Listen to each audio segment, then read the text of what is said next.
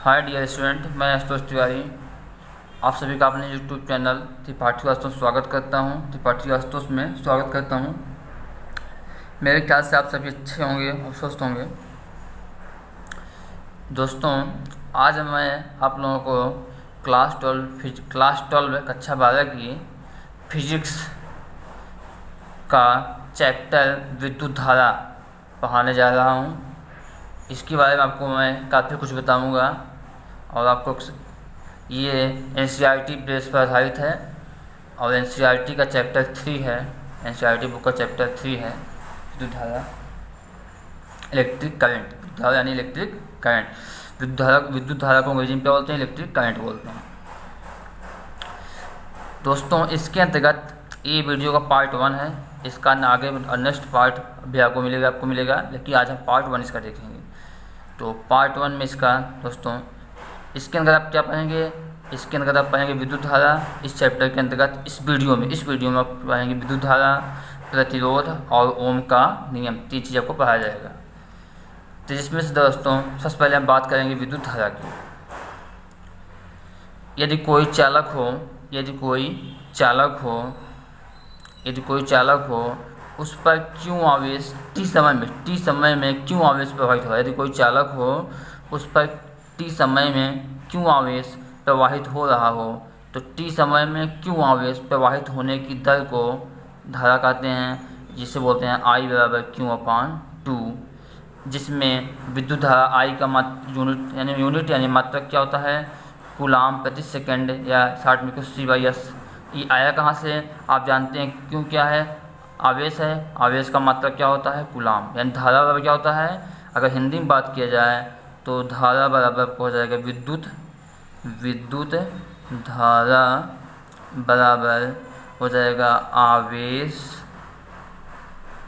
अपान समय। तो आवेश का मात्रक होता है कूलाम, समय का मात्रक सेकंड, यानी इसका मात्रक क्या बना? कूलाम प्रति सेकंड, जिसे 60 में C/s बोलते हैं, क्योंकि कूलाम को C से प्रदर्शित करते हैं। तो लेकिन इसका SI यूनिट की बात किया जाए, SI यानी जैसे आप जानते हैं SI यानी इंटरनेशनल सिस्टम।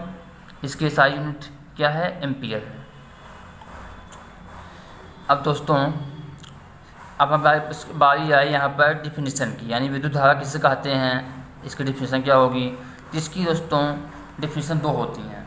इसकी डिफिनीशन दो हैं। इसकी डिफिनीशन मतलब 2 हैं, कि जिनमें से कोई एक भी आप एक लिख सकते हैं, दोनों सही है। पहला क्या है? आवेश के प्रवाह की दर को धारा कहते हैं। पहला क्या है? आवेश की प्रवाह की दर को धारा कहते हैं। दोस्तों ध्यान रखिएगा, जब कभी भी अपान में टी आए तो इसका मतलब क्या होता है? दर होता है। दर का मतलब क्या होता है? कहीं भी दर लिखा है, दर का मतलब होता ही है अपान में टी, यानी दर का मतलब क्या हुआ? अपान में टी। तो जब कभी अपान में टी इसका मतलब क्या हुआ? दर, यानी किसी बात हो रही है, दर की बात हो रही है। तो आवेश के प्रवाह की दर को धारा कहते हैं। यानी अभी फिर समझाए थे ना कि टी समय में जितना आवेश प्रवाहित हो उसी की दर को कहते हैं धारा कहते हैं। इससे समझाए थे वही चीज़ यहाँ पर, आवेश के प्रवाह की दर को धारा कहते हैं। दूसरी डिफिनेशन क्या है दोस्तों? इकाई समय में प्रवाहित होने वाले आवेश की मात्रा को विद्युत धारा कहते हैं। इकाई समय में प्रवाहित होने वाले आवेश की मात्रा को विद्युत धारा कहते हैं। इकाई समय, यानी यदि इकाई समय का मतलब क्या हुआ? यहाँ देखो, यहाँ बात हो रही इकाई समय में। इकाई समय मतलब यदि t = 1 सेकंड, यदि t बराबर क्या ले लें हम? 1 सेकंड। हम फॉर्मूला जानते हैं I = Q/t। यदि t = 1 सेकंड लेंगे तो यहाँ पर रखेंगे I = Q/t के स्थान पर 1 रखेंगे, तो यहाँ क्या आ जाएगा? बराबर में Q आ जाएगा, यानी I = Q। यानी इकाई समय मतलब एक सेकंड की बात हो रही है। इकाई समय में, इकाई मतलब 1, तो इकाई समय में प्रवाहित होने वाले आवेश यानी Q की मात्रा को, कितनी मात्रा प्रवाहित हो रही है, की मात्रा को विद्युत धारा कहते हैं, जिसे हम शॉर्ट बोलते हैं I = Q। तो इकाई समय में प्रवाहित होने वाले आवेश की मात्रा को विद्युत धारा कहते हैं। तो मेरे ख्याल से आपको समझ में आ गया होगा। अगर इंग्लिश में इसकी डिफिनेशन की बात किया जाए तो इंग्लिश में इसकी डिफिनेशन होती है flow of charge in unit time. Flow of charge in unit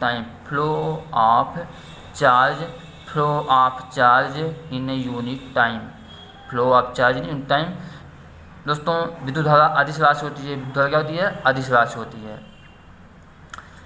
ये क्यों अदिश राशि होती है, अभी इसके बारे में आपको चर्चा बता रहे हैं, इसके बारे में क्यों अदिश होती है इसके बारे में अभी हम चर्चा कर रहे हैं। लेकिन उसके पहले आप देख लीजिए, यदि हमें निकालना हो क्या, औसत धारा। ये तो हमारा धारा निकालने का फॉर्मूला हुआ क्यों पॉइंट टी। लेकिन अगर हम मान लीजिए औसत धारा निकालना है, औसत धारा निकालना है तो इसके लिए फार्मूला बनेगा औसत आवेश अपान समयांतराल, औसत आवेश अपान समयांतराल, या औसत आवेश अपान समयांतराल। औसत धारा निकालना है तो इसका एक फार्मूला ये बन जाएगा। अब दोस्तों चलते हैं, इसमें देखते हैं कि ये हमारा विद्युत धारा अदिश राशि क्यों है, विद्युत धारा हमारी अदिश राशि क्यों होती है ये हम देखते हैं।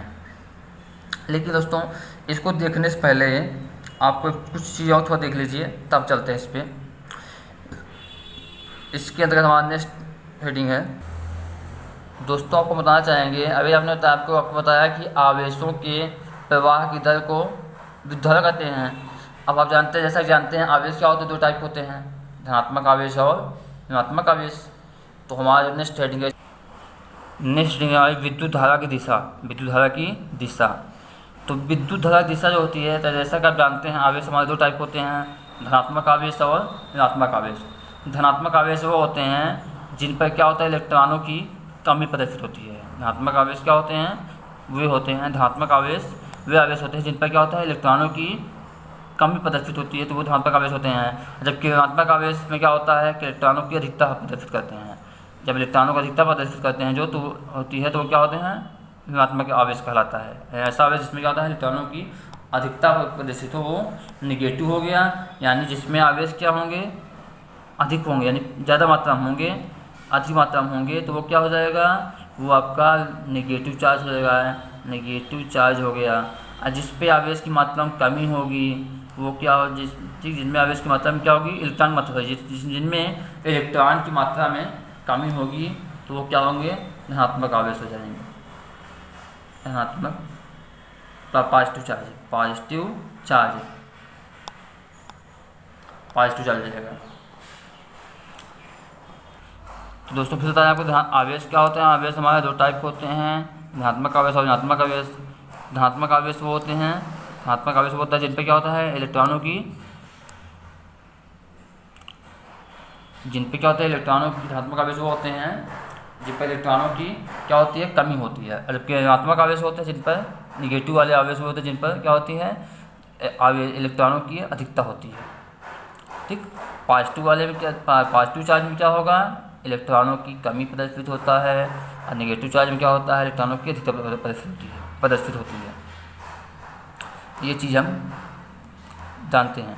अब नेक्स्ट चलते हैं, अब इसमें हमारा टॉपिक बनता है विद्युत धारा की दिशा, विद्युत धारा की दिशा। तो जैसा कि जानते हैं इसमें आपका दो कंडीशन बनेगा, यदि निगेटिव आवेश होगा, निगेटिव आवेश के प्रवाह की विपरीत दिशा में, यानी कि पहला कंडीशन क्या होता है, ऋणात्मक यानी निगेटिव आवेश के प्रवाह की दिशा में, जबकि धनात्मक अगर आवेश है तो प्रवाह की दिशा में होगा। किसकी, धारा की, धारा की दिशा जो होगी, धारा की दिशा जो होगी निगेटिव आवेश के प्रवाह की दिशा के विपरीत होगी, लेकिन धनात्मक पॉजिटिव आवेश की दिशा में होगी। कैसे, देखो ये मान लीजिए हमारा पहला कंडीशन क्या था, निगेटिव आवेश। अगर निगेटिव आवेश मान लीजिए निगेटिव आवेश है, प्रवाहित हो रहा है, तो जब निगेटिव आवेश है तो जो धारा, जब निगेटिव आवेश जब रखा होगा तो उस कंडीशन में जिधर आवेश की दिशा होगी उसके विपरीत क्या होगा, धारा की दिशा होगी। अब जिधर आवेश की दिशा होगी उसके विपरीत क्या होगा, धारा की दिशा होगी, यानी धारा हमारा उसका उल्टा होगा। जब निगेटिव आवेश लिया जाए। लेकिन अगर हम पॉजिटिव आवेश ले लें तो उस कंडीशन क्या होगा, जो धारा की दिशा होगी, जो धारा की दिशा होगी वो आवेश की दिशा के समान होगी, यानी आवेश की दिशा की ओर होगी। जब प्लस आवेश, हम प्लस क्यू आवेश लेंगे तो उस कंडीशन में क्या होगा, हमारा जो धारा है उसकी दिशा क्या होगी, प्लस क्यू आवेश की दिशा की ओर होगी, यानी उसके प्रवाह की दिशा में होगा ही, धारा की दिशा भी होगी। यानी जिधर प्लस क्यू आवेश की दिशा होगी उधर ही धारा की भी दिशा होगी। ठीक है, तो माइनस वाले में क्या था, माइनस वाले में उल्टा होता है। अगर माइनस वाला आपका इस साइड में जा रहा है तो धारा क्या होगी, अपोजिट हो जाएगी। लेकिन प्लस क्यू आवेश में क्या होगा, अगर धारा इधर जा रही है, प्लस क्यू आवेश इधर प्रवाहित हो रहा है तो धारा जो होगी वो भी इधर प्रवाहित होगी, इसी दिशा में होगी। यानी पॉजिटिव वाले में क्या होता है, सेम दिशा में, निगेटिव आवेश में क्या होता है, विपरीत दिशा में। ठीक, 60 में रखिए, निगेटिव आवेश में विपरीत दिशा में, पॉजिटिव आवेश में सेम दिशा में। अब इसी तरह दोस्तों ध्यान रखिएगा, इसमें आप लोग भी ध्यान रखिए स्टूडेंट, इसमें एक तीसरी कंडीशन बनती है जो कि वेरी इंपॉर्टेंट है। तीसरी कंडीशन ये है, यदि आवेश क्या हो, स्थिर हो। यदि आवेश क्या हो, स्थिर हो। यदि कोई चालक है उस पर आवेश क्या हो, स्थिर हो, यानी आवेश कहीं न जा नहीं रहा, कहीं इधर तो कहीं नहीं जा रहा, केवल जगह पर स्थिर है वो।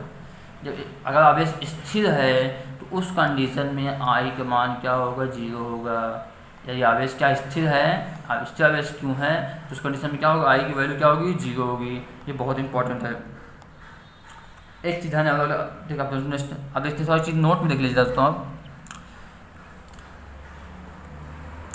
इस पर जो लोग देख लीजिए नोट में, गतिशील आवेश धारा प्रवाह करते हैं। ध्यान रखिएगा, धारा किस प्रभावित होगी, आपको चीज़ हम बताए हैं धारा।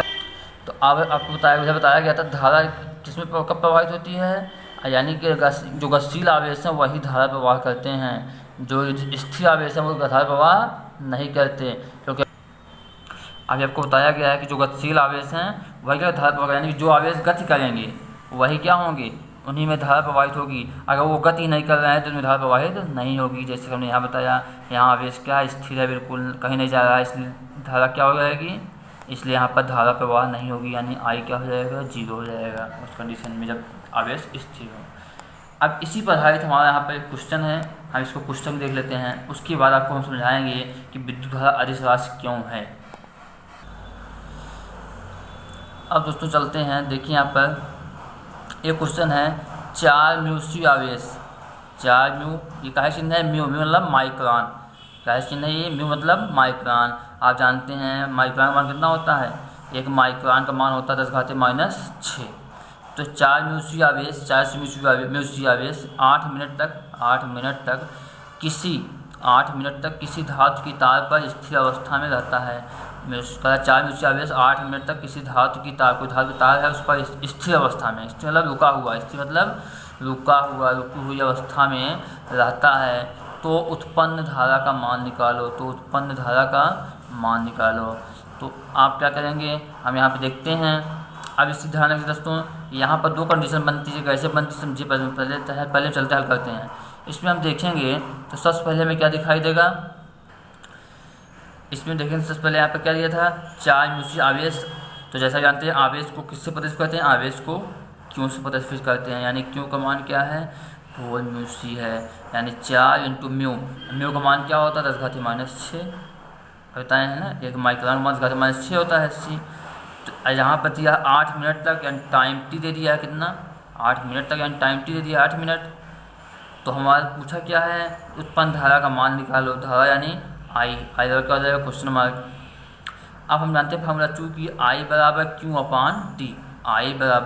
अपान टी, तो इसलिए आई बराबर, आप जानते हैं क्यू का मान क्या होता है, क्यू का मान होता है 4 × 10⁻⁶, 4 × 10⁻⁶ हमने रख दिया क्यू का मान, अपान यहाँ पर टी कितना है, 8 मिनट है। इसको हम कन्वर्ट करेंगे सेकेंड में, क्योंकि MKS में क्या होता है, मीटर किलोग्राम सेकंड, यहाँ पर सेकंड में कन्वर्ट करने करेंगे इसको, क्योंकि आप जानते हैं फिजिक्स में जितने भी न्यूमेरिकल हल होता है वो किस में होता है, लगभग ज़्यादातर किसमें होते हैं, MKS में। तो MKS मतलब या SI कह सकते हैं, क्योंकि SI क्या है, MKS का एक संशोधित रूप है, आप अच्छा ज्ञान कर चुके हो।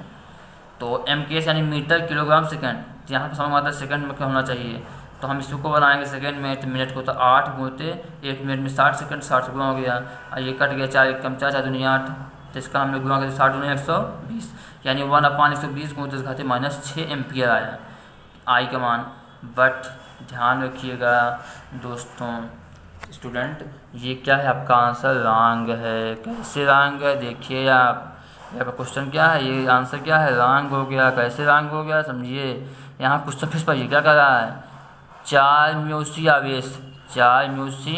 आवेश 8 मिनट तक किसी धातु की तार पर स्थिर अवस्था में रहता है। क्या लिखा है यहाँ, स्थिर अवस्था में रहता है, स्थिर मतलब रुका हुआ, स्थिर मतलब क्या हुआ, रुका हुआ, रुकी हुई अवस्था, यानी स्थिर अवस्था में, यानी रुकी हुई अवस्था में। अभी आपको हम बताए थे ना कि स्थिर अवस्था में आवेश रुका हुआ होता है, स्थिर अवस्था में स्थिर आवेश क्या होता है, स्थिर आवेश पर स्थिर अवस्था में आवेश क्या होता है, रुका हुआ होता है, तब क्या धारा आई का मान क्या होती है, 0। तो इसीलिए इसका आंसर क्या है, इसका आंसर ये बनेगा, चूँकि चूँकि आवेश स्थिर है, क्या लिखोगे, चूँकि स्थिर आवेश है, चूँकि स्थिर आवेश है या आवेश स्थिर है, तो इसलिए आई बराबर क्या हो जाएगा, 0 एम्पियर। ठीक है, क्योंकि स्थिर अवस्था में क्या होता है, आवेश रुका हुआ होता है। अरे रुका हुआ है कोई, यानी कोई गति नहीं कर रहा है, कहीं प्रवाहित ही नहीं हो रहा है, तो इस कंडीशन में आई क्या हो जाएगी, 0 हो जाएगी। तो आपका सही आंसर दोस्तों ये हुआ। अक्सर इस क्वेश्चन में बहुत बच्चे गलती करते हैं, इसमें हमने देखा बहुत बच्चे गलती करते हैं, तो आप लोग प्लीज़ ऐसी गलती मत करिएगा। क्वेश्चन को ध्यान से पढ़िए और पूरा समझिए, पहले क्वेश्चन क्या रहा है, तब बच्चे करते क्या, खट्टे से जो मान दिया लिखे, क्या पूछ रहा है उसको लिखे, खट्टे से फॉर्मूला लगा हल कर दिए। लेकिन ये बहुत गलती कर दिए। पहले आप क्वेश्चन को पढ़िए, उसको ध्यान समझिए क्या कह रहा है, कि क्वेश्चन पे एक पॉइंट ध्यान रखिए, यहाँ क्या बोला जा रहा है। तो जैसे यहाँ क्या बात की, स्थिर अवस्था, स्थिर मतलब रुका हुआ, इसलिए यहाँ पर आवेश हम बता चुके हैं कि आवेश स्थिर होता है, उस कंडीशन में आई का मान क्या होता है, 0 होता है, इसलिए इसका आंसर 0 होता है। अब दोस्तों हमारा नेक्स्ट क्वेश्चन बनता है, आपको बताए हैं कि विद्युत धारा अदिश राशि क्यों होती है। विद्युत धारा अदिश राशि क्यों होती है, विद्युत धारा अदिश राशि क्यों होती है, आपको बताना है हमको। तो आप चल देखते हैं कि विद्युत धारा अदिश राशि क्यों होती है। जैसा कि स्टूडेंट आप जानते हैं कि राशियों का 2 प्रकार की होती हैं, सदिश और अदिश। राशियों का 2 प्रकार होते हैं, सदिश और अदिश। आप जानते, अभी तक आप जानते हैं कि अदिश राशियों के लिए क्या चाहिए हमको, अदिश राशियाँ वे राशियाँ, देखिए अदिश राशियाँ वे राशियाँ होती हैं जिनको व्यक्त करने के लिए क्या चाहिए, केवल परिमाण चाहिए। क्या चाहिए, परिमाण चाहिए। वो क्या होती हैं, अदिश राशियाँ होती हैं। जैसे टाइम यानी समय, तो समय क्या है, समय को व्यक्त करने के लिए केवल परिमाण चाहिए, इसमें दिशा की जरूरत नहीं है। इसमें क्या है, पर केवल क्या चाहिए, परिमाण चाहिए, दिशा की जरूरत नहीं है। यानी समय हमारा को यहाँ पर समय में क्या होता है, दिशा की कोई जरूरत नहीं है, बस हम कह दिए 5 सेकंड तो 5 सेकंड, यानी किस दिशा में लग रहा है इससे मतलब नहीं है, 5 सेकंड समय में लग रहा हो गया, यहाँ दिशा कोई मतलब नहीं है। लेकिन सदिश में अभी तक आप क्या जानते हैं, सदिश में आप जानते हैं कि क्या चाहिए, परिमाण की आवश्यकता पड़ती है, यानी वे राशियाँ जिन्हें व्यक्त करने के लिए परिमाण की आवश्यकता हो और क्या किसकी आवश्यकता हो, दिशा की, वो क्या होती हैं, सदिश राशियाँ होती हैं। लेकिन नहीं, आप दोस्तों ध्यान रखिएगा, यही 2 चीज़ नहीं चाहिए हमको। सदिश राशियों व्यक्त करने के लिए एक और चीज़ आवश्यकता चाहिए, 3 चीज़ों की आवश्यकता पड़ती है। वो तीनों क्या हैं, एक है सदिश योग के नियम का पालन, सदिश योग के नियम का पालन, सदिश योग के नियम का पालन, यानी कोई सदिश राशि, अगर कोई राशि सदिश है तो उसको क्या होना चाहिए, 3 चीज़ फॉलो करना चाहिए, परिमाण, दिशा, सदिश योग के नियम का पालन करना चाहिए। यानी कोई राशि तभी सदिश कहलाएगी जब वो उसमें क्या हो, परिमाण भी हो, दिशा भी हो और सदिश योग के नियम का पालन भी करती हो, तभी वो सदिश कहलाएगी। अभी तक आप केवल ये 2 चीज़ बताया गया है, लेकिन न ध्यान रखिएगा तीसरी चीज़ होती है सदिश योग का नियम का भी पालन होना चाहिए, तभी सदिश राशियाँ कहलाती हैं। जबकि अदिश के लिए क्या चाहिए, केवल परिमाण चाहिए। तो जैसे हम देखते हैं विद्युत धारा क्या है, धारा में परिमाण होता है, कन्फर्म है ना, 5 एम्पियर 6 एम्पियर जो होगा तो परिमाण संख्या। तो जैसे कि अब आप जान लीजिए परिमाण और दिशा। परिमाण क्या होता है, परिमाण वो होता है जैसे हम लिख दिए, मान लीजिए हम लिख देते हैं यहाँ पर 5 किलोमीटर उत्तर की ओर, 5 किलोमीटर उत्तर की ओर, तो 5 यहाँ पर क्या है, 5 क्या है, एक परिमाण हो गया, और उत्तर की ओर क्या होगा, दिशा हो गई। तो आप जानते हैं धारा क्या होता है, धारा फिक्स होता है ना, धारा कहीं ना कहीं एक दिशा में जाएगी, तो धारा में क्या होता है, परिमाण भी होता है और दिशा भी होता है। किंतु धारा में क्या होता है, धारा जो है सदिश योग के नियम का पालन नहीं करती। कैसे नहीं करती, देखो इसको भी समझिए। जैसे कि हम जानते हैं, मान लीजिए एक कोई वस्तु है, इस पर क्या है रखी थी, इस पर क्या है, इस साइड में 5 न्यूटन का एक बल लगा, इस साइड में भी इसको 5 मिनट का न्यूटन का बल लगा, एक इधर से लग रहा है, इधर खींच रहा है, इधर खींच रहा है। जब 5 न्यूटन इधर पे लगा, 5 न्यूटन इधर पे लगा, तो इस कंडीशन क्या होगा, इसका जो नेट फोर्स जो होगा या एन जो हो जाएगा, वो क्या हो जाएगा, शून्य हो जाएगा। क्यों, क्योंकि जब इधर से भी उतना बल लगा, उतने बल इधर से भी लग रहा है, तो क्या ये अपने स्थान से हिलेगा, थोड़ा भी हिलेगा नहीं, थोड़ा खिसकेगा भी नहीं, अर्थात कंडीशन नेट बल क्या हो जाएगा, शून्य हो जाएगा। तो यानी बल जो होता है वो सदिश योग के नियम पालन करता है, सदिश योग के नियम पालन करता है, यानी फिर इसका शून्य हो गया। लेकिन जो हमारी धारा होती है, जो हमारी क्या होती है, धारा होती है, वो सदिश योग का नियम पालन नहीं करती। कैसे समझिए आप, ये मान लीजिए हमारी कोई धारा थी, ये हमारी कोई धारा थी 10 एम्पियर की, ये जा रही थी सीधे यहाँ से हम क्या कर दिए, इसका 2 कनेक्शन कर दिया। आप घर जानते हैं ना, तारों का 2 कनेक्शन कर दिया जाता है। घर में एक मेन केबल आती है, उसके बाद फिर उसको कई पार्ट उसके बन जाते, बढ़ जाता है लाइट। तो मान लीजिए हमने इसको 2 पार्ट बांट दिया, इसको हमने 2 पार्ट बांट दिया, ये इसका 2 पार्ट हो गया। इस कंडीशन से क्या हुआ देखिए, मान लीजिए 5 एम्पियर इधर चली गई, 5 एम्पियर इधर चली गई, दोनों साइड 5 एम्पियर इधर गई, 5 एम्पियर इधर गई।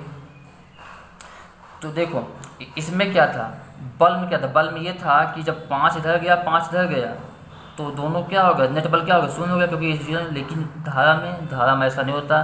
धारा में क्या होता है, अगर हम तार लगा देंगे तो 5 इधर चला गया 5 इधर चला गया, बट गया केवल, लेकिन ये शून्य नहीं हुआ। क्या हुआ, बट गया ना आसानी से, ये शून्य नहीं हुआ। अगर ये न बटता तो धारा यहाँ पर क्या होती, ये आपस में दोनों क्या दूसरे को कैंसिल कर देते, यानी यहाँ 0 कर देते, दूसरे क्या कर देते, यहाँ योग करने पर दूसरे को जोड़ दिए। जैसे यहाँ है, एक इधर गया था माइनस में, इधर प्लस, दोनों को जोड़ेंगे 0 हो जाएगा। लेकिन इसमें क्या है, इसमें ऐसा नहीं हुआ, क्योंकि इसमें क्या है, एक इधर बढ़ गई एक इधर बढ़ गई, आसानी से बढ़ गई। जब आसानी से बढ़ गई तो यानी दोनों क्या है, इसमें यहाँ पर अगर इनको हम जोड़ेंगे तो 5 5 10 आ जाएगा, ये शून्य नहीं होंगी। जब शून्य नहीं होंगी तो इससे ये सिद्ध होता है कि ये क्या होता है, सदिश योग के नियम का पालन नहीं करती। यानी विद्युत धारा जो है वो परिमाण का पालन करती है, ठीक है, परिमाण है उसमें दिशा भी है, लेकिन सदिश योग के नियम का पालन नहीं करती। यानी अगर इनको जोड़ा जाए तो शून्य, उनका योग जो है शून्य नहीं होता। इस यानी ये वाले नियम का पालन नहीं करती, इस वाले नियम का पालन नहीं करती, इसलिए वजह से सदिश, इसलिए विद्युत धारा क्या है, एक अदिश राशि है, सदिश नहीं है। क्यों, क्योंकि आप जानते हैं कि किसी राशि का सदिश होने के लिए तीनों कंडीशनों का पालन करना जरूरी है। अगर 3 में से एक भी पालन नहीं हो रहा है तो उसके राशि क्या होगी, सदिश राशि नहीं होगी। तो विद्युत धारा क्या है, इस नियम का पालन नहीं कर रही है, इसलिए क्या हुई, ये सदिश राशि नहीं हुई, क्या हुई, अदिश राशि। अगर आगे हम इसको और 2 पार्ट बांट देते हैं तो आप जानते हैं घर बढ़ जाती है लाइट में कई पार्ट में, तो क्या इसमें कुछ परिवर्तन आता नहीं आता ना। अगर सबको हम जोड़ेंगे तो जितना यहाँ से चला था उतना ही आएगा। अगर सबको धारा को हम जोड़ लेंगे, मान लो कई पार्ट बढ़ गया, इधर बढ़ता इधर बढ़ता, कई बढ़ गया, तो सबको जोड़ेंगे बाद में तो इतना ही आएगा, यानी इसमें कोई परिवर्तन नहीं हुआ इस कंडीशन में। तो ये क्या हुआ, यानी ये सदिश योग का नियम पालन नहीं करेगा, पालन करती तो ये क्या होता है, 0 हो जाता है, इसका पूरा योग कितना आता है, 0 होता है। यहाँ योग 0 नहीं आया, इसलिए ये सदिश योग का पालन नहीं, नियम पालन नहीं कर रही है, इसलिए क्या है, विद्युत धारा एक अदिश राशि है। डियर स्टूडेंट, अगर आपको वीडियो अच्छा लगा तो प्लीज़ वीडियो को लाइक करें, शेयर करें और मेरे चैनल को सब्सक्राइब करें अधिक से अधिक दोस्तों तक अपने, ताकि अधिक से अधिक स्टूडेंट इसका फायदा उठाएं। अब दोस्तों हमारा नेक्स्ट हेडिंग है प्रतिरोध। नेक्स्ट टॉपिक क्या है, प्रतिरोध। विद्युत धारा को समझा चुका, अब मेरा नेक्स्ट टॉपिक क्या है, प्रतिरोध, रेसिस्टेंस। तो इसमें इसकी परिभाषा क्या है, धारा प्रवाह में उत्पन्न बाधा को प्रतिरोध कहा जाता है। धारा प्रवाह में उत्पन्न बाधा, यानी धारा प्रवाह में उत्पन्न बाधा को प्रतिरोध कहा जाता है। यानी कि अगर कोई धारा प्रवाहित हो रही है और उसमें जो बाधा उत्पन्न हो जाती है उसे क्या बोलते हैं, प्रतिरोध कहते हैं। अगर इंग्लिश के परिभाषा में इसकी डिफिनेशन की बात की जाए तो इसकी इंग्लिश डिफिनेशन है, resistance is the opposition that A substance offers to the flow of electric current। प्रतिरोध को कैपिटल आर से प्रदर्शित करते हैं। ये स्टूडेंट, प्रतिरोध को कैपिटल आर से प्रदर्शित करते हैं, दर्शाया जाता है। इसका मात्रक ओम होता है। ओम जानते हैं एक साइंटिस्ट है, आगे हम पढ़ेंगे ओम का नियम। ये ओम का सिंबल है। अगर दोस्तों बात की जाए सर्किट सिंबल ऑफ रेजिस्टेंस, यानी प्रतिरोध के चिन्ह, धारा के प्रतिरोध का चिन्ह अगर बात किया जाए तो सर्किट पर सिंबल ऑफ, यानी कि अगर प्रतिरोध के चिन्ह की बात किया जाए उसका सिंबल कैसे होता है सर्किट में, तो दोस्तों कुछ इस टाइप का बनता है। मान लीजिए ए और बी 2 हमारे बिंदु हैं, तो इनके बीच इस तरह का जो धारा का जो हमारा सिंबल होता है कुछ इस तरह का बनता है ऐसे। दोस्तों इसको थोड़ा समझते हैं हम। ये क्या कह रहा है, धारा प्रवाह उत्पन्न बाधा को प्रतिरोध कहा जाता है। यानी कि मान लीजिए कोई हमारा पदार्थ है, कैसा पदार्थ होगा, चालक पदार्थ होगा। जिस चालक वो होते हैं, आप जानते हैं पदार्थ हमारे होते हैं 3 टाइप होते हैं, चालक, अचालक और अर्धचालक। चालक वो होते हैं जिनमें धारा प्रवाह होता है, अचालक वो होते हैं जिनमें धारा प्रवाह नहीं होता है। तो यहाँ पर हम जानते हैं कि यहाँ पर आवेश की प्रवाह किसमें होगा, आवेश का प्रवाह उसी में होगा जिसमें क्या होता है, जो कि चालक होगा, जो कि क्या होगा, कैसा पदार्थ होगा, चालक वाला पदार्थ होगा। दोस्तों तो इसमें क्या है, मान लीजिए कोई क्यों आवेश प्रवाहित हो रहा था इस चालक में, इस पदार्थ में, तो कहते क्या इसमें कुछ इलेक्ट्रॉन है। जानते हैं पदार्थ किससे बने होते हैं, पदार्थ जो है इलेक्ट्रॉनों से मिलकर बने हैं, पदार्थ क्या है, इलेक्ट्रॉनों से मिलकर बने हैं। तो कुछ ऐसे इलेक्ट्रॉन हैं जो कि इस आवेश को आगे बढ़ने से, मान लीजिए आवेश यहाँ तक बढ़ा, उसके बाद इसको आगे बढ़ने से रोक रहे हैं, इसको आगे बढ़ने से क्या, यहाँ से आगे नहीं बढ़ पा, इसको रोक रहे हैं। तो आगे बढ़ने से रोक रहे हैं, तो जो रोक रहे हैं जो इलेक्ट्रॉन, वही क्या, वो कैसे इलेक्ट्रॉन होंगे, वो कोई नॉर्मल इलेक्ट्रॉन नहीं, कैसे इलेक्ट्रॉन है, बद्ध इलेक्ट्रॉन है। कैसे हैं, बद्ध इलेक्ट्रॉन। ऐसे इलेक्ट्रॉन जो कि आवेश को आगे बढ़ने से रोकते हैं, चार्ज को आगे बढ़ने से रोकते हैं, वो कैसे इलेक्ट्रॉन कहलाते हैं, बद्ध इलेक्ट्रॉन कहलाते हैं। यानी धारा में उत्पन्न बाधा का यही क्या है, ये जो इलेक्ट्रॉन बद्ध इलेक्ट्रॉन है, जो बद्ध इलेक्ट्रॉन है, बद्ध इलेक्ट्रॉन, यही क्या है, धारा में उत्पन्न बाधा का कारण है, धारा में उत्पन्न बाधा का कारण। दोस्तों हमारा नेक्स्ट हेडिंग है प्रतिरोध की निर्भरता, प्रतिरोध की निर्भरता। तो हमको ये देखना है प्रतिरोध किस पर निर्भर करता है। तो मान लीजिए ये कोई चालक था, इस पर क्या है, आर प्रतिरोध लग रहा है, कैपिटल आर का प्रतिरोध लग रहा है, ए इसका पृष्ठीय क्षेत्रफल है और एल लंबाई का कोई चालक है, चालक जो है किस लंबाई का, एल लंबाई का है। तो जानते हैं प्रतिरोध की जो निर्भरता होती है ये दो बातों पर निर्भर करती है, दो चीज़ पर निर्भर करती है। पहला क्या है, चालक की लंबाई पर, पहला क्या है, चालक की लंबाई पर, और दूसरा क्या है, चालक के क्षेत्रफल पर। पहला है चालक की लंबाई पर, दूसरा चालक के क्षेत्रफल पर। यहाँ पर एल क्या होगा, चालक की लंबाई है, ए क्या है, पृष्ठीय क्षेत्रफल है, आर क्या है, चालक का प्रतिरोध है। अब दोस्तों देखते हैं हमें प्रतिरोध की निर्भरता क्या है, दो बातों निर्भर करती है। पहला, किसी चालक का प्रतिरोध उस चालक की लंबाई के समानुपाती होगा। किसी चालक का प्रतिरोध उस चालक की लंबाई के, उस चालक का प्रतिरोध जो आर है, प्रतिरोध जो आर है उस चालक की लंबाई यानी एल, उस चालक की लंबाई यानी एल के समानुपाती होगा, समानुपाती होगा, जिसमें से धारा प्रवाहित हो रही है। यानी कि ऐसा चालक जिसमें धारा प्रवाहित हो रही है, उसकी लंबाई के प्रतिरोध जो है उसकी लंबाई के समानुपाती होता है। प्रतिरोध जो आर है वो लंबाई समानुपाती होता है, यानी आर समानुपाती का चिन्ह है, जानते हैं किस चिन्ह होता है समानुपात का, एल। प्रतिरोध जो है चालक की लंबाई के समानुपाती होगा जिसमें से धारा प्रवाहित हो रही है। तो इसको हमने इक्वेशन फर्स्ट मान लिया, समीकरण फर्स्ट मान लिया। नेक्स्ट देखते हैं दूसरा क्या, किसी चालक का प्रतिरोध आर। दोस्तों समझ लीजिए इसका मतलब क्या हुआ, इसका मतलब ये हुआ अगर किसी चालक की लंबाई बढ़ेगी, अगर किसी चालक की लंबाई बढ़ेगी तो उसका धारा का उसका प्रतिरोध भी बढ़ेगा। अगर किसी चालक की लंबाई बढ़ेगी तो उसका प्रतिरोध भी बढ़ेगा। समझ ना, अगर चालक की लंबाई बढ़े तो प्रतिरोध भी बढ़ेगा। अब नेक्स्ट देखते हैं, किसी चालक का प्रतिरोध है आर, उस चालक के पृष्ठ क्षेत्रफल ए के व्युत्क्रम मान पता है। किसी चालक का प्रतिरोध जो आर है उस चालक के पृष्ठ क्षेत्रफल यानी ए के व्युत्क्रम मतलब जानते हैं 1/, होता है, व्युत्क्रम अनुपाती होता है जिसमें से धारा प्रवाहित हो रही है।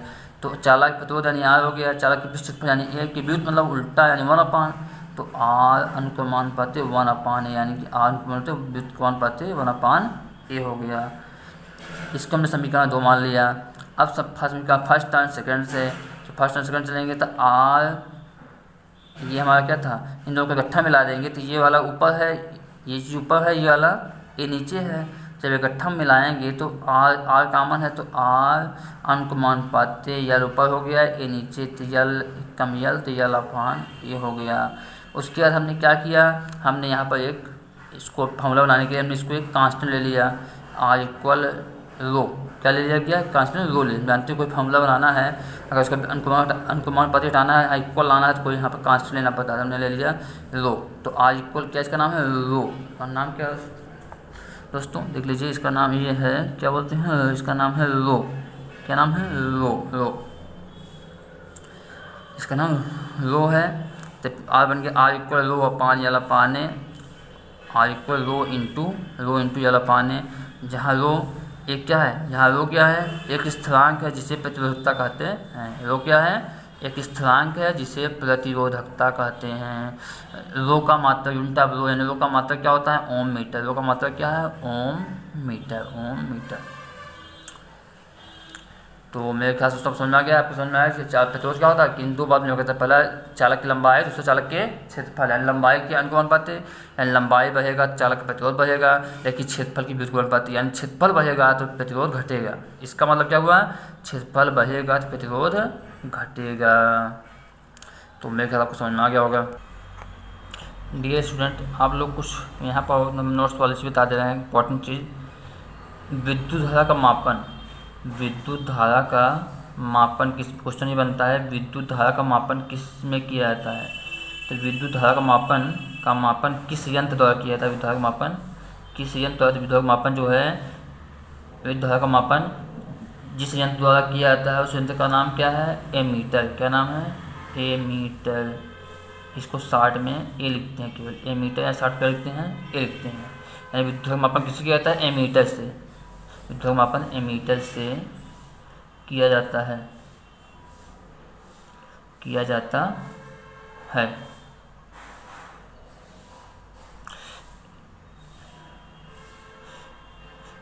अब दोस्तों ये इंटरेस्टेड बात तो यहाँ पे ये है सबसे, अब ये क्वेश्चन उठता है कि एमीटर में कौन सा क्रम होता है, श्रेणी क्रम में होता है या समांतर क्रम। तो ध्यान रखिएगा, एमीटर को सदैव श्रेणी क्रम में संयोजित करते हैं। एमीटर को क्या है, एमीटर को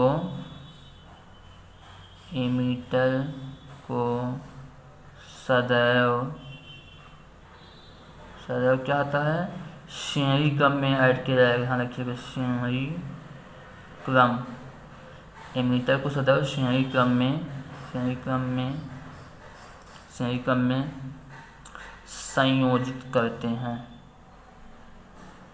संयोजित करते हैं, ठीक। धर्म अपन एमीटर किया था, एमीटर को सदैव श्रेणी क्रम में संयोजित किया करते हैं। डियर स्टूडेंट, आपको हम यहाँ थोड़ा एमीटर के बारे में बताना चाहेंगे। आप जानते हैं एमीटर में एक होता है आदर्श एमीटर। इसमें क्वेश्चन आता है आदर्श एमीटर क्या है। क्वेश्चन आता है आपका आदर्श एमीटर, यानी आइडियल एमीटर क्या है। तो आदर्श एमीटर वो होता है ऐसा एमीटर जिसका प्रतिरोध क्या हो, प्रतिरोध यानी आर क्या हो, 0 हो। यानी ऐसा एमीटर जिसका प्रतिरोध क्या हो, 0 हो, जिसका प्रतिरोध 0 हो, वो क्या होता है, आदर्श एमीटर कहलाता है। ठीक, तब पे क्वेश्चन बनाता है आदर्श एमीटर किस कहते हैं। तो ऐसा एमीटर जिसका प्रतिरोध क्या हो, 0 हो, वो आदर्श एमीटर कहलाता है। लेकिन आप जैसा जानते हैं कि आदर्श मतलब सबसे अच्छा, आदर्श का मतलब यहाँ पर वो सबसे अच्छा। तो आप जैसा जानते हैं इस दुनिया में सबसे अच्छा मिलना हर एक चीज़ बहुत ही मुश्किल काम है। हर एक चीज़ से अच्छा मिलना बहुत ही मुश्किल काम है। कोई कितना भी हो सके बहुत अच्छा बन जाए, लेकिन वो अच्छा नहीं बन सकता। हम लाख कोशिश करके उसमें कुछ न कुछ कमी जरूर हो जाएगी, क्योंकि आदर्श मतलब सबसे अच्छा बनना इतना आसान नहीं है। तो इसी प्रकार दोस्तों यहाँ पर जो एमीटर भी है वो भी आदर्श बनना बहुत ही मुश्किल काम है, लेकिन फिर भी कोशिश किया जाता है कि ऐसा एमीटर बनाया जाए। दोस्तों सोचा आदर्श एमीटर मतलब वो होता है जिसमें कुछ कमी ना हो, जिसमें क्या कुछ कमी, बिल्कुल कुछ कमी ना हो। लेकिन जानते हैं कि ऐसा कोई इंसान नहीं हो सकता है, कोई भी सामान हो जिसमें कुछ कमी ना हो, उसमें कुछ न कुछ कमियाँ जरूर आती हैं। उसी प्रकार एमीटर को भी बहुत कोशिश किया जाता है, लेकिन शुद्ध आदर्श एमीटर नहीं बनाया जा सकता। लेकिन हाँ, कोशिश ये किया जाता है कि एमीटर को न शुद्ध तो आदर्श बना सकें, तो कम से कम इतना कोशिश कर सकें कि सामान्य जो एमीटर होता है जो बन के आता है, सामान्य एमीटर को कोशिश किया जाता है, सामान्य एमीटर को कोशिश किया जाता है कि इसका प्रतिरोध क्या हो, निम्न प्रतिरोध हो, इसकी प्रतिरोध क्या हो, निम्न, यानी कम से कम प्रतिरोध हो। कोशिश किया जाता है जो सामान्य एमीटर है इसका प्रतिरोध जो कम से कम निम्न प्रतिरोध हो, ये कोशिश किया जाता है। तो दोस्तों आपको बताया आदर्श एमीटर होता है इसमें क्या होता है, इसका प्रतिरोध 0 होता है। तो इसलिए आदर्श एमीटर बनाना थोड़ा मुश्किल काम है, इसलिए कोशिश आजकल ये की जाती है कि प्रतिरोध कितना आदर्श हो तो निम्न कोट का मतलब उसका प्रतिरोध जो कम से कम होता है, जितना कम से कम हो सके उतना कम से कम कर दिया जाए, ताकि वो एक अच्छा से एमीटर बन सके। तो मेरे ख्याल से दोस्तों को समझ में आ गया होगा आज। और सब कुछ और बताना चाहेंगे। जैसे आपको अगर ये देखते हैं, मान लीजिए हमें एमीटर होता क्या है, तो मान लीजिए एमीटर को कहीं टच कर कहीं भी ज्वाइन करते हैं, तो मान लीजिए कोई बैटरी थी, ये बैटरी है, तो इसमें ध्यान रखिए बैटरी का ये मान ऐसे जा रही थी, यहाँ पर क्या हुआ, एक ध्यान रखिए जो एमीटर हम जोड़ते हैं किसमें जोड़ते हैं, श्रेणी क्रम में। एमीटर जोड़ते हैं किसमें जोड़ते हैं, एमीटर को सदैव श्रेणी क्रम में संयोजित किया था, यानी ये कौन सा क्रम है, श्रेणी क्रम है। मान लीजिए यहाँ कोई बल्ब लगा है श्रेणी क्रम में, यहाँ कोई बल्ब लगा है, तो इसमें करते क्या है, इसका मान लीजिए हमेशा बैटरी का जो बड़ा सिरा पॉजिटिव होता है ये नेगेटिव है, और इसमें होता क्या है, मान लीजिए यहाँ पर धारा प्रवाहित हो रही थी, इसमें ये जाकर क्या हुआ, यहाँ मान लो कोई एमीटर ए है, इधर इसका पॉजिटिव सिरा नेगेटिव, तो यानी करते क्या हैं, एमीटर का पॉजिटिव सिरा जो है, पॉजिटिव सिरा बैटरी की पॉजिटिव सिरा जोड़ देते हैं, और जो एमीटर का नेगेटिव सिरा है, इस एमीटर जो नेगेटिव सिरा है इसको नेगेटिव सिरे से भी जोड़ देते हैं। ठीक, एमीटर जो पॉजिटिव सिरा है वो बैटरी के पॉजिटिव सिरे से, और एमीटर जो नेगेटिव सिरा है उसको बैटरी के नेगेटिव सिरे से जोड़ देते हैं। तो यानी हमारा जो प्रवाहित धारा है वो ऐसे चलती रहती है। तो जैसे हमारी धारा यहाँ प्रवाहित हुई, ये पॉजिटिव से नेगेटिव, तो ये क्या होता है, बल्ब क्या होता है हमारा पर, ये जल उठता है। जैसे हमने इसको कनेक्शन किया तो क्या होता है, बल्ब हमारा जो है ये क्या होता है, जल उठता है, जल जाएगा, जलने लगता है, बल्ब हमारा जलने लगता है। दोस्तों तो ये एमीटर का कनेक्शन होगा। मेरे ख्याल दोस्तों को समझ में आ गया। अगर आपको मेरा वीडियो अच्छा लगा प्लीज़ मेरे वीडियो को लाइक और शेयर करें, मेरे वीडियो को लाइक करें तथा शेयर करें, ऐसा मेरे चैनल सब्सक्राइब करें। आइए वीडियो का अधिक अपने दोस्तों को पहुँचाएँ ताकि उनको भी अधिक से अधिक ज्ञान मिल सके, इस वीडियो का फ़ायदा उठा सकें वो। थैंक यू वॉचिंग नाइस दोस्तों। इसका शेष भाग इस चैप्टर का हम अगले वीडियो में पढ़ेंगे। इसका जो पार्ट 2 आएगा हम लोग जरूर देखिएगा, जो कि इससे भी अच्छा रहेगा। प्लीज़ देखना ना भूलिए आप लोग। Thank you.